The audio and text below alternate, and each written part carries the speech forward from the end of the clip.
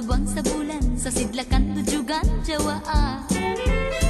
Walay timik ang lagong, sa subong mahagbong, dili gini aho, jaga jawaa. Hala undo tana, magsuri-suri ta, aron magmanit pa jud sa gugma.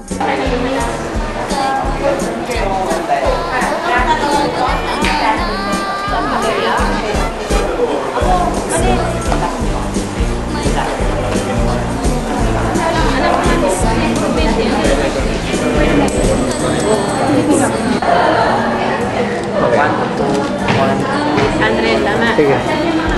Yung ano tayo ni Talampakan.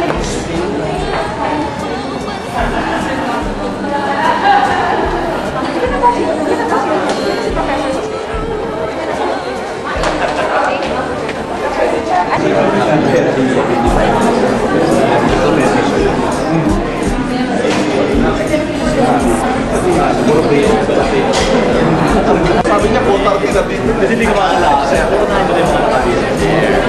Kasi kung umali sila, bababa na ng sakyan.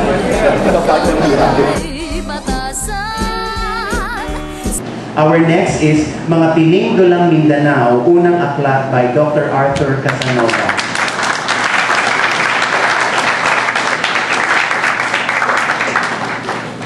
He is in full regalia today, Dr. Casanova.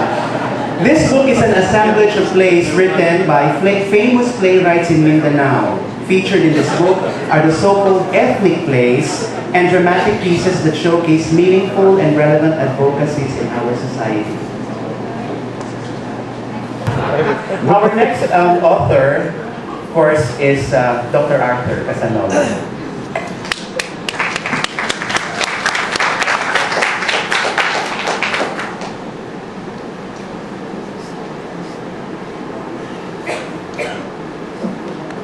Isang mapayapang gabi po sa inyong lahat.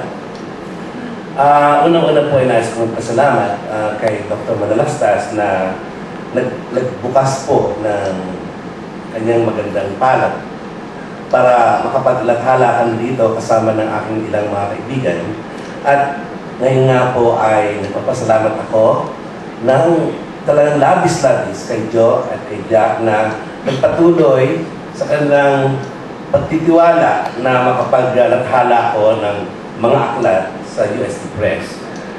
Isang malaking pasalamat din ko ang pinarating ko kina Robbie Iseli na naghanda po ng aklat na ito.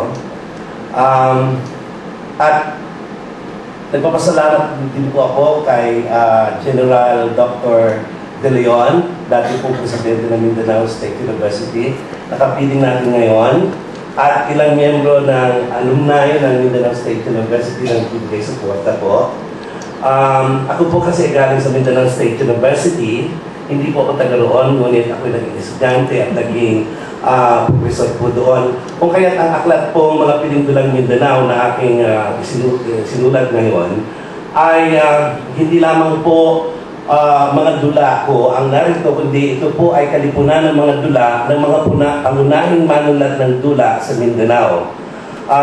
Kasama po dyan ang mga manunulat na sina Frank G. Rivera, Melchor Morante, also known as Carl Gaspar, Steve Fernandez ng IPAD, Philemon Blanco ng Tambuli, Marley Fernandez Ilagan, Teresa Upaon, Gijay Ariola, Malu Chango ng Kaliwat, at kay Romy Narvaez po na dati pong miyembro ng Sining Cambayo ka rin at ngayon ay may sarili ng pangkat pandulaan sa MSU General Santos. Ako po ay labis talagang nagpapasalamat sapagkat parang naging proyekto ko na po magkaroon ng 2 volume ng mga kalipunan ng mga dula at ngayon nga po ay nakasentro, nakatuon sa mga dulang Mindanao. 15 taon po ako sa Mindanao at pakiramdam ko po ang mga manulat sa Mindanao ay hindi nagbibigyan ng atensyon at sa tuwina, simula po noong mga dekada 70 ay marami na pong mga hinaing ating mga manulat sa Mindanao na mukhang hindi sila nabibigyan ng pansin. At marami po sa ating mga manunulat sa Mindanao talaga pong may kakayahan at ang galing sa pagsulat at pagtatanghal ng teatro. Kung kaya itinatampok po sa aklat na ito ang mga dula ng mga pangunahing playwright sa Mindanao. Maraming salamat po at sana po ay tangkilikin natin ang mga manunulat buhat sa Mindanao at tayo po ay magtangkilik din sa kanilang mga pagtatanghal, lalo na kung narito po sila sa Maynila. Maraming po salamat.